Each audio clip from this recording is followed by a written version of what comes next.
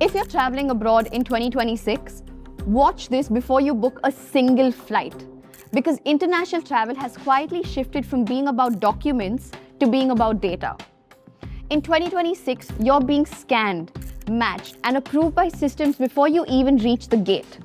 Airlines check if your passport data matches your booking. Some countries expect a digital permission linked to your passport before boarding. And even visa-free destinations want you to fill out online arrival forms before you land. In this video, I'll tell you 15 things you should do before traveling abroad in 2026.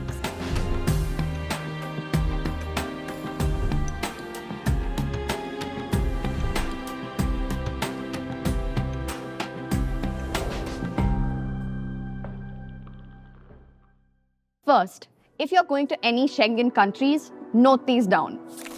Europe is becoming fully digital. Earlier, passport stamps were the proof. In 2026, Europe is moving to a system where your entry and exit is tracked more precisely through biometrics. So it is better to use a Schengen calculator and lock your dates properly. Give yourself buffer time on your first entry. Biometric capture and new processes can slow down queues at busy airports, especially during peak season. In airports like Frankfurt or Paris, tight connections are risky. Biometric checks take time, so keep a buffer of at least 4 hours between flights. Now, if you're not going to Europe, here's the biggest global shift. The new rule is no permission, no travel. If a country expects a digital authorization linked to your passport category, airlines can stop you at check-in or stop you during boarding. This matters a lot when you're doing self-transfers. Visa-free isn't form-free anymore. Thailand, Malaysia, the Maldives, and a bunch of popular countries are visa-free or easy for Indians, but they still want an online arrival card and declarations. Meaning you can get tickets, hotels, everything ready and still get asked at check-in to provide arrival forms. Respect the time window for arrival forms. A lot of arrival forms open around 72 hours before landing. If you wait till you land, you're doing it at the airport with bad Wi-Fi and low battery. Set a reminder. Fill it at home inside the correct window. Screenshot the confirmation and the QR. Save it properly. If you're flying with family, print out a copy too. Avoid sponsored link scams. Fake visa and arrival form sites look extremely real now. They show up as a sponsored result on Google, so don't click on the first link blindly. If it is a digital arrival card or visa, it feels like a project, not a form. If your trip is in May, start in January. Collect all the documents. Keep your itinerary ready. Hotel bookings and financial proof consistent. Or you can simply go through the Atlys website and get all your visa problems sorted hassle-free.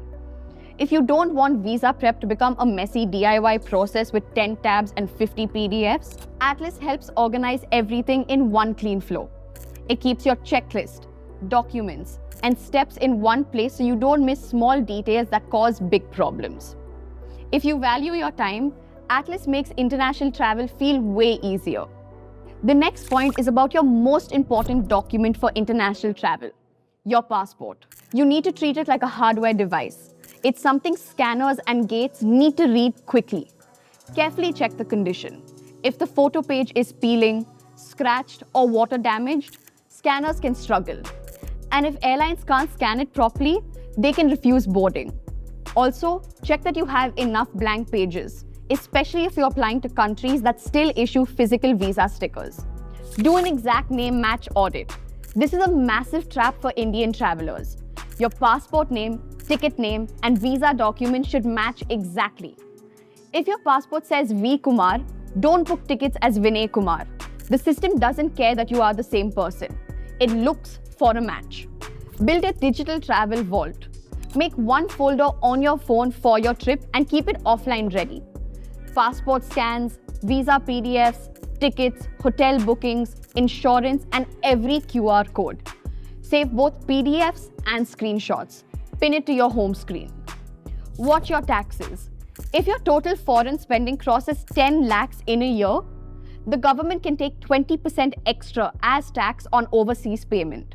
That money isn't lost, but it stays stuck until you file your tax returns. So if you're paying for family trips, track and split payments early. One important tip which is always helpful and tourists always forget to follow is pay in a local currency. When an ATM abroad asks pay in INR, say no. Always choose local currency. Paying in INR usually means a worse exchange rate with extra charges. Always keep your OTP SIM on. Indian banks rely on SMS OTPs. If you turn off your Indian SIM, you can get locked out of payments or hotel deposits. Use a dual SIM.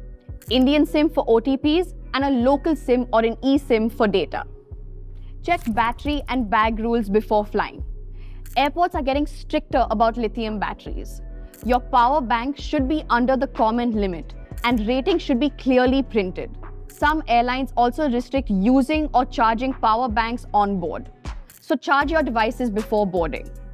If you have smart luggage, make sure the battery is removable. Otherwise, the airline can refuse to check the bag. Before I wrap up, one bonus tip that can save you from scams is download offline maps and screenshot your hotel address before you fly. When you land tired and your data is slow, that's when people overcharge you or mislead you. In 2026, travel will become more system-driven. Your trip will be smoother and memorable, only if you are fully prepared before you board your flight. Save this video and come back to it before every international trip this year. I will be back with more useful updates. Like this video and subscribe to Atlys Explorer, India's #1 travel channel.